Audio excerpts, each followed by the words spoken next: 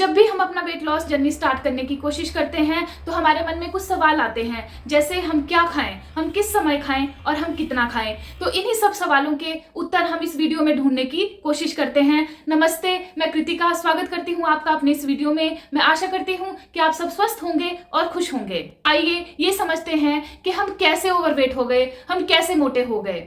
तो over the period of time हम जो भी खाना खाते गए वो हमारी ज़रूरत से ज़्यादा था, जिसकी वजह से वो हमारी बॉडी में फैट के रूप में स्टोर होता चला गया और यही हमारे मोटापे का कारण बन गया। देखिए, हमें अपने दिनचर्या, अपने रोज़मर्रा के काम करने के लिए एनर्जी की ज़रूरत पड़ती है, कैलोरीज की ज़रूरत पड़ती है और हमें ये कैलोरीज, एनर्जी या ऊर्जा अपने खाने से ही मिलती है, अपने फूड से ही मिलती है।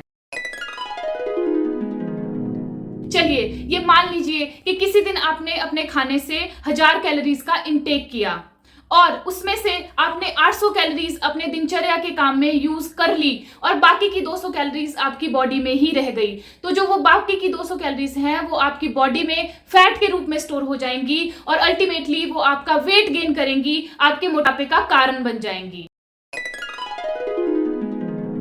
तो मान लीजिए किसी दिन आपने 1000 कैलोरीज को कंज्यूम किया और आपने खर्च की 1500 कैलोरीज, तो वो बाकी की 500 कैलोरीज कहां से आई? आपकी बॉडी ने आपके शरीर में स्टोर हुए फैट को ही बर्न करके बाकी की 500 कैलोरीज को ले लिया है और वो आपका अल्टीमेटली वेट लॉस करेगी। अब तक आप समझ ही गए होंगे कि आपको वेट लॉस कैसे करना है। आपको कैलोरीज का इंटेक कम करना है और आपको खर्च ज्यादा करनी है। तो वो एक्स्ट्रा कैलोरीज है वो कहां से खर्च होंगी? आपकी बॉडी आपके फैट को बर्न करके ही वो एक्स्ट्रा कैलोरीज ले लेगी, जिससे कि आपका वेट कम होता ही चला जाएगा। कैलोरीज को ज्यादा खर्च करने के लिए आप कुछ फिजिकल एक्टिविटी ऐड कर सकते हैं, जैसे कि वॉक, एक्सरसाइजेज या योगा।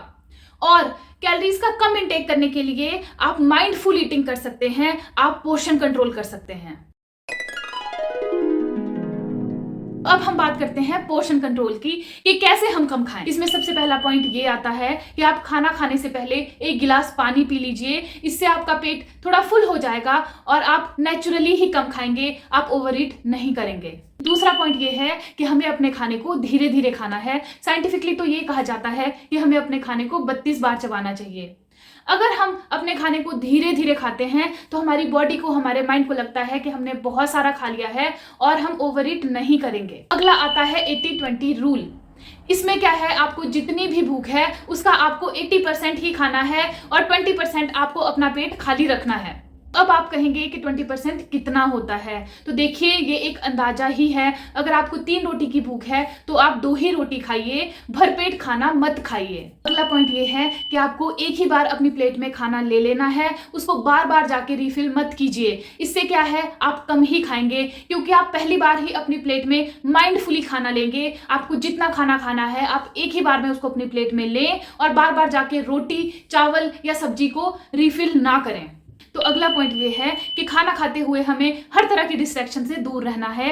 खाना खाते हुए हमें टीवी नहीं देखना है, हमें फोन नहीं चलाना है, वरना आप हमेशा ओवर ईट कर जाएंगे। आपको पता ही नहीं चलेगा कि आप कितना खाना खा गए और आप ज्यादा ही खा लेंगे। तो इन पॉइंट्स को फॉलो करके आप अपने खाने का अमाउंट भी कम कर लेंगे और आपका कैलोरी इंटेक भी कुछ हद तक कम हो जाएगा। जी हाँ, आपने सही सुना।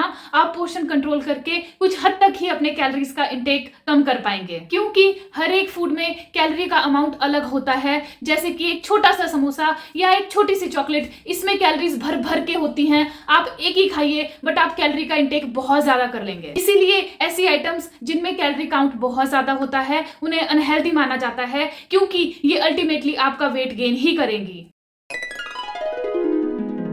अब आप कहेंगे कोई ऐसी चीज बता दो जिसमें कैलोरीज ही ना होती हो। तो पानी को छोड़ के, पीने वाले पानी को छोड़ के और कोई भी चीज ऐसी नहीं है जिसमें कैलोरीज ना होती हो।